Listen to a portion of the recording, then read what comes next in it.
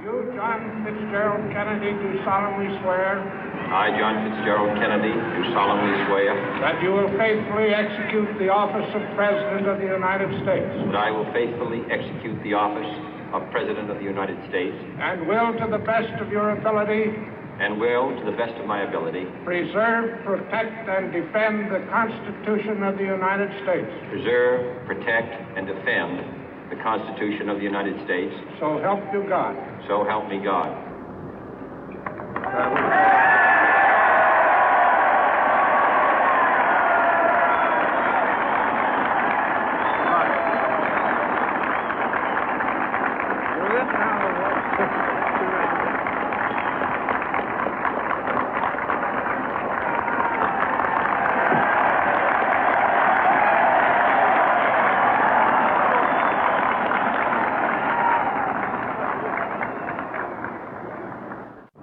Vice President Johnson, Mr. Speaker, Mr. Chief Justice, President Eisenhower, Vice President Nixon, President Truman, Reverend clergy, fellow citizens. We observe today not a victory of party, but a celebration of freedom, symbolizing an end as well as a beginning, signifying renewal as well as change. For I have sworn before you and Almighty God the same solemn oath our forebears prescribed nearly a century and 3/4 ago. The world is very different now, for man holds in his mortal hands the power to abolish all forms of human poverty and all forms of human life. And yet the same revolutionary beliefs for which our forebears fought are still at issue around the globe. The belief that the rights of man come not from the generosity of the state, but from the hand of God. We dare not forget today that we are the heirs of that first revolution. Let the word go forth from this time and place to friend and foe alike that the torch has been passed to a new generation of Americans born in this century, tempered by war, disciplined by a hard and bitter peace, proud of our ancient heritage, and unwilling to witness or permit the slow undoing of those human rights to which this nation has always been committed and to which we are committed today at home and around the world.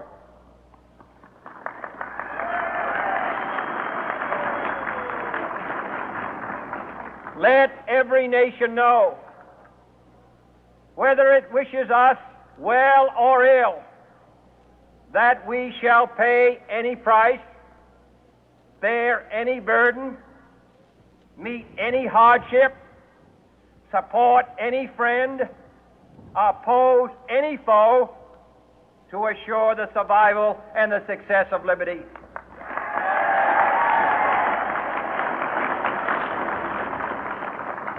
This much we pledge and more. To those old allies whose cultural and spiritual origins we share, we pledge the loyalty of faithful friends. United, there is little we cannot do in a host of cooperative ventures. Divided, there is little we can do, for we dare not meet a powerful challenge at odds and split asunder.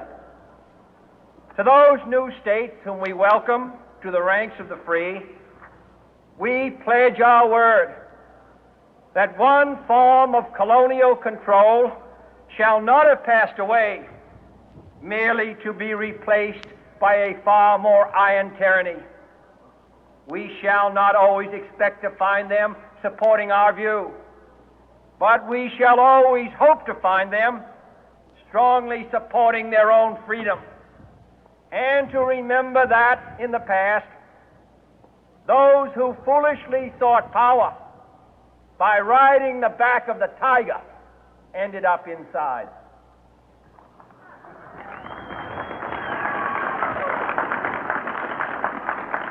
To those people in the huts and villages of half the globe struggling to break the bonds of mass misery, we pledge our best efforts to help them help themselves for whatever period is required, not because the communists may be doing it, not because we seek their votes, but because it is right.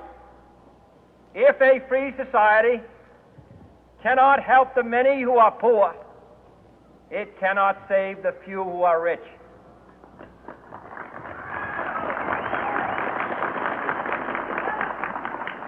To our sister republics south of our border, we offer a special pledge to convert our good words into good deeds, in a new alliance for progress, to assist free men and free governments in casting off the chains of poverty. But this peaceful revolution of hope cannot become the prey of hostile powers. Let all our neighbors know that we shall join with them to oppose aggression or subversion anywhere in the Americas. And let every other power know that this hemisphere intends to remain the master of its own house.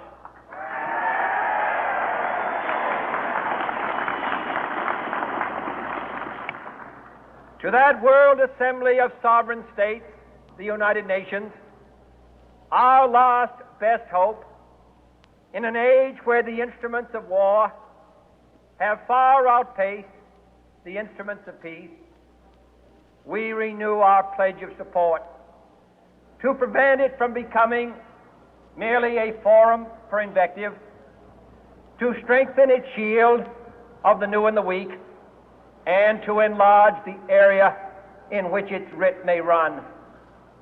Finally, to those nations who would make themselves our adversary, we offer not a pledge, but a request that both sides begin anew the quest for peace.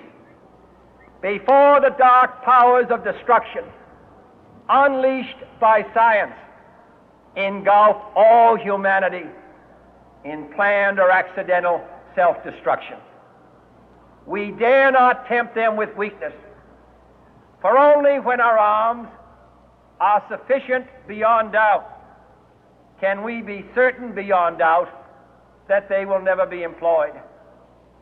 But neither can two great and powerful groups of nations take comfort from our present course, both sides overburdened by the cost of modern weapons, both rightly alarmed by the steady spread of the deadly atom, yet both racing to alter that uncertain balance of terror that stays the hand of mankind's final war. So let us begin anew, remembering on both sides that civility is not a sign of weakness, and sincerity is always subject to proof. Let us never negotiate out of fear, but let us never fear to negotiate.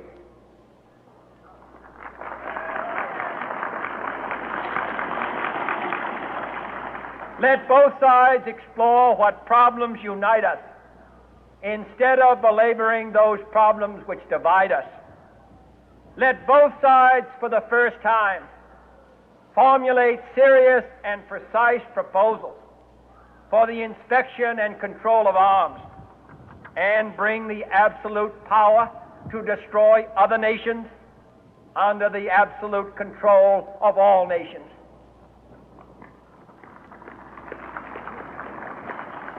Let both sides seek to invoke the wonders of science instead of its terrors.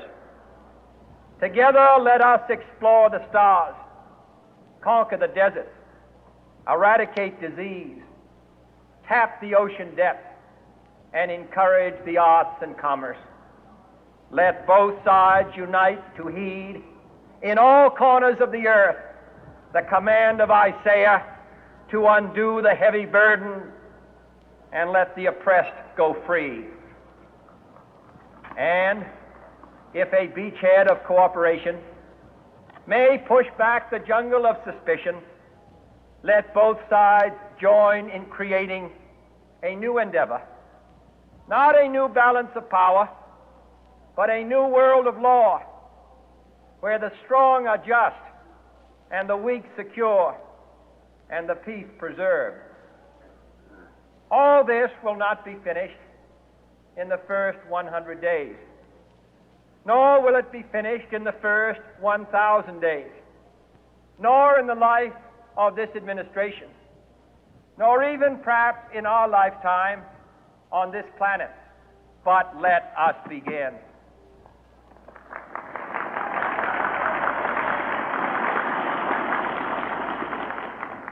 In your hands, my fellow citizens, more than mine, will rest the final success or failure of our course. Since this country was founded, each generation of Americans has been summoned to give testimony to its national loyalty. The graves of young Americans who answered the call to service surround the globe. Now the trumpet summons us again, not as a call to bear arms, though arms we need, not as a call to battle, though in battle we are, but a call to bear the burden of a long twilight struggle, year in and year out, rejoicing in hope, patient in tribulation, a struggle against the common enemies of man, tyranny, poverty, disease, and war itself. Can we forge against these enemies a grand and global alliance, north and south, east and west, that can assure a more fruitful life for all mankind? Will you join in that historic effort?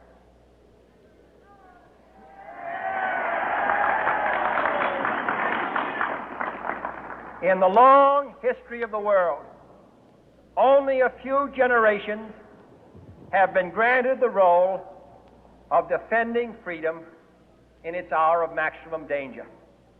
I do not shrink from this responsibility. I welcome it.